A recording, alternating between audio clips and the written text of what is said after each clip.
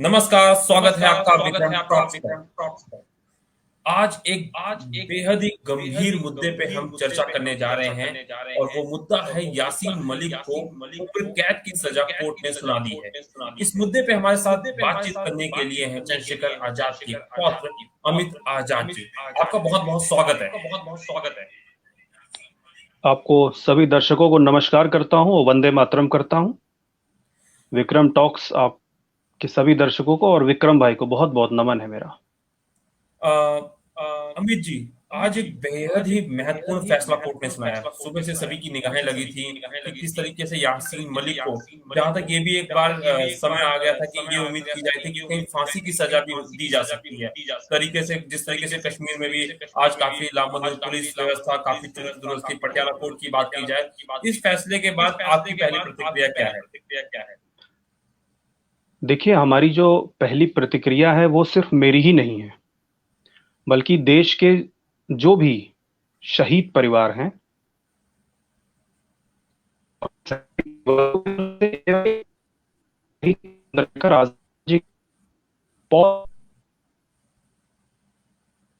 या एक भारत के आम नागरिक के रूप में अगर मेरी प्रतिक्रिया मैं बताना चाहूंगा,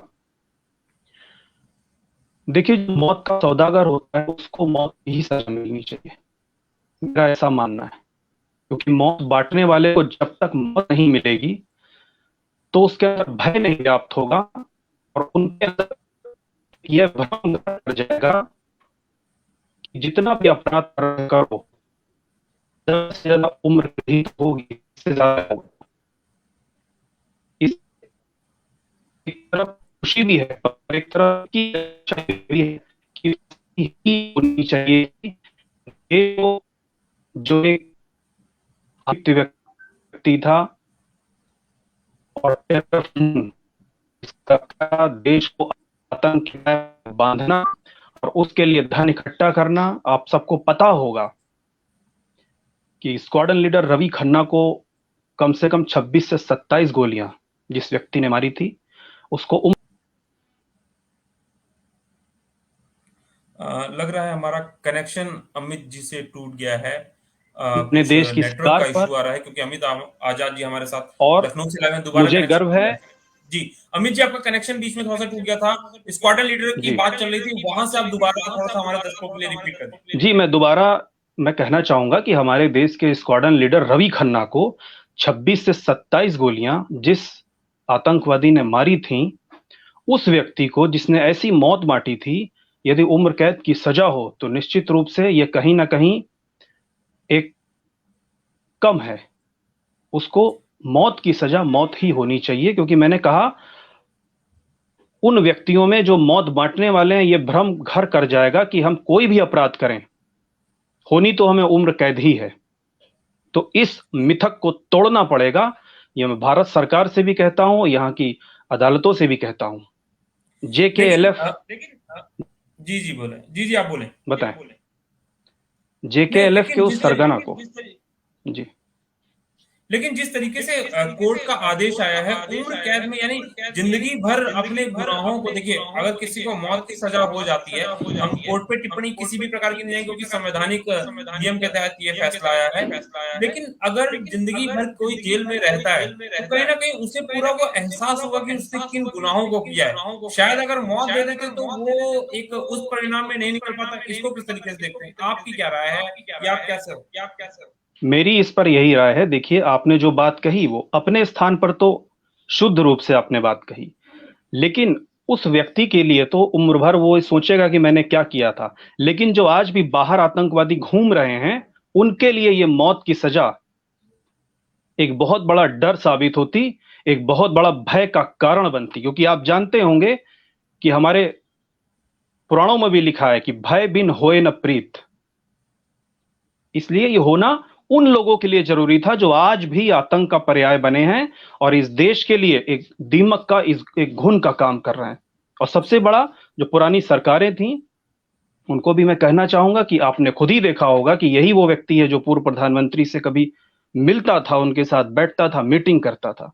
और मैं NIA को बहुत बहुत धन्यवाद करता हूं, हमारी देश की नेशनल इन्वेस्टिगेशन जो एजेंसी है उसको मैं धन्यवाद करता हूं और निश्चित रूप से एक खुशी की लहर है कि एक आतंकवादी को कितनी बड़ी सफलता आज भारत के जी हम ये कहें कि इतिहास के लिए या आने वाले समय में कि जो यासीन मलिक, जैसे आपने चर्चा भी की, जो यासीन मलिक कभी इसकी एक तरीके से हम ये कहें कि एक हुकूमत होती थी, लोग पीछे होते थे, खुलकर कहीं ना कहीं कुछ भारत विरोधी गतिविधियों में भी लगे रहे, उस पे आज इस तरीके से सलाखों के पीछे जाने के बाद अब जिंदगी बहुत सलाखों में कटेगी।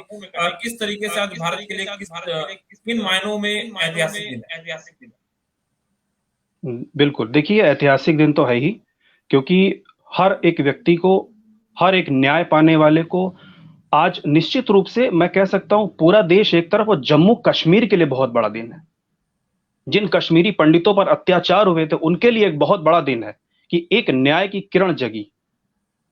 आज उनकी आत्माएं भी देख रही होंगी। अभी एक फिल्म आई थी, आपने देखा होगा, कश्मीर फाइल।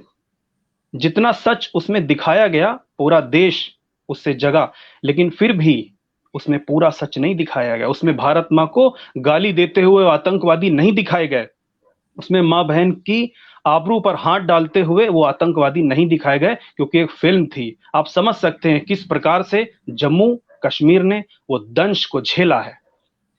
तो निश्चित रूप से जी जी जी आप कंटिन्यू कीजिए। निश्चित रूप से पुनः मैं भारत सरकार और एनआईए को बहुत बहुत शुभकामनाएं देता हूं कि आगे भी इसी तरह से न्याय होता रहे और हमारे देश की जो सरकार है उसके साथ ये पूरा देश तटस्थ रूप से खड़ा हुआ है। अमित जी, एक चलते चलते दो सवाल रहेंगे। पहला सवाल तो जी आज ही के मुद्दे पे रहेगा। जिस तरीके से आपने कभी चर्चा के दौरान एक बात कही कि जो अन्य आतंकवादी हैं या जो अन्य भारत विरोधी गतिविधियों में शामिल हैं, उनको अगर ये सजा देखेंगे तो कहेंगे कि उम्र कैद ही होगी, इससे ज्यादा क्या होगी। और उम्र कैद होने के बाद भी कहीं ना कहीं अब यासीन मलिक जिस स्तर पे उनको सजा दी गई है, उनके लिए अलग बैरक होगी, अलग सुविधाएं होंगी। सुविधाएं इसलिए कह रहा हूँ कि कहीं ना कहीं उनको हर एक से साथ नहीं रखा जाएगा, अलग रखा जाएगा, क्योंकि वो एनआईए और ऐसी गतिविधि। तो क्या ये मनोबल बढ़ भी सकता है दूसरों का, या कोर्ट में अभी ऐसे कुछ और क्रियाएं होनी चाहिए कि अगर ऐसे हैं तो इनके लिए कुछ एक नया प्रावधान निकालना चाहिए? क्या आपको क्या लगता है, क्या सजेशन हो सकते हैं एक आम नागरिक?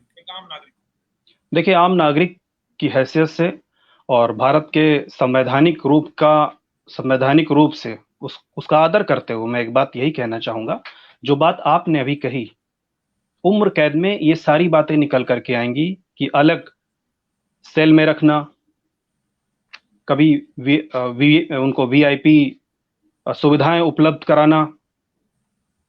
सिर्फ और सिर्फ मैंने पहले भी स्पष्ट किया कि मौत बांटने वाले को और एक व्यक्ति को मौत नहीं बांटी। जो आतंक का पर्याय व्यक्ति हो, जो आतंक को फंडिंग करे पूरे देश के लिए, जो आतंकवाद है वो पूरे देश के लिए, वो एक आध व्यक्ति के लिए नहीं है। एक व्यक्ति को जिसने गोली मार दी उसको उम्र कैद हो गई, समझ में आता है, लेकिन जो पूरे देश के लिए आतंक का पर्याय हो, करोड़ों लोगों के लिए, उसके लिए कम से कम मौत की ही सजा होनी चाहिए थी। मेरा ये ऐसा मानना है।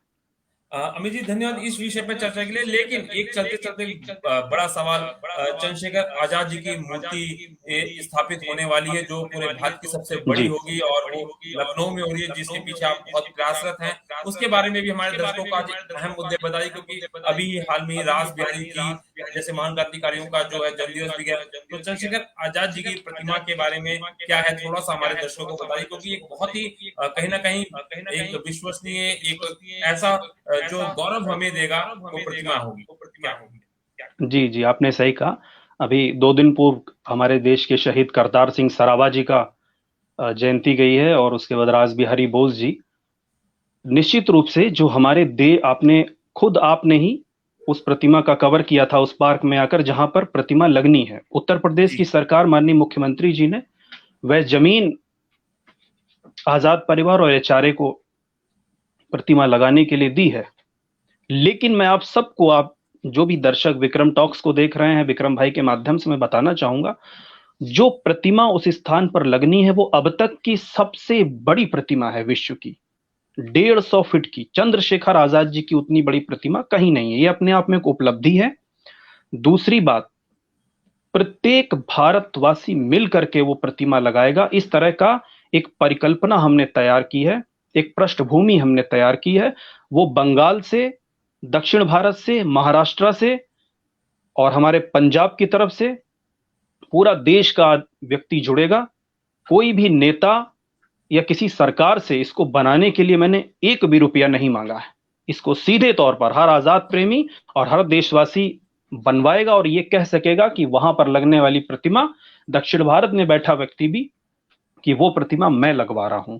और मेरे देश के जो पत्रकार भाई हैं, उनका एक बहुत बड़ा योगदान रहेगा, जैसा आपने भी उसको कवर किया थे जाकर के, और आगे भी आप सबके माध्यम से ही वो प्रतिमा और जल्द ही उसका शिलान्यास की जो सूचना है आप सब तक पहुंचेगी। चलिए, बहुत ही अहम है ये, और ये कहीं ना कहीं भारत के लिए ये भी एक ऐतिहासिक होगा कि सबसे बड़ी प्रतिमा लखनऊ में आजाद जी की लगेगी और हम सब भारतवासी उस पर गौरव कर पाएंगे। चलते चलते मैं चाहूंगा आज इस ऐतिहासिक फैसले पे चंद पंक्तियां कुछ हो जाएं, क्योंकि हर एक दर्शक जानता है जब अमित जी बैठते हैं तो कहीं ना कहीं वो पंक्तियां जरूर जो एक जोश भरती है हर युवा में, राष्ट्रीयता की भावना भर देती है। उस पंक्तियों के साथ चाहूंगा कि इस इंटरव्यू को मैं समाप्त करूं। पंक्तियां तो देखिए मेरी वही शहीदों के लिए हो सकती हैं। सबसे पहले तो मैं यही बोलूंगा कि किसने ऐसा दूध पिया जो रोके गति तूफानी, यह जीवन का ज्वार चली उफनाती प्रखर जवानी। युवक हार जाते हैं, युवक हार जाते हैं, पर न कभी यौवन हारा। एक निमिष की बात नहीं, चिर संघर्ष हमारा, चिर संघर्ष हमारा। बहुत बहुत धन्यवाद अमित आजाद जी, क्योंकि आज कहीं ना कहीं जो कई लोग कश्मीर में शहीद हुए उनको भी जब आज यासीन मलिक को उम्र कैद हुई तो उनको भी कहीं ना कहीं एक सुकून मिला होगा, क्योंकि उन्होंने कहीं ना कहीं उसी कश्मीर को आजाद करने की चीजें की। धन्यवाद अमित जी हमारे साथ जुड़ने के लिए। विक्रम टॉक्स वंदे मातरम करता हूं। आजाद के पौत्र अमित आजाद जी, आगे भी हम जरूर उनसे जुड़ते रहेंगे और जिस तरीके से भारत में जो गतिविधियां चल रही है उन पर चर्चा करते रहेंगे। धन्यवाद।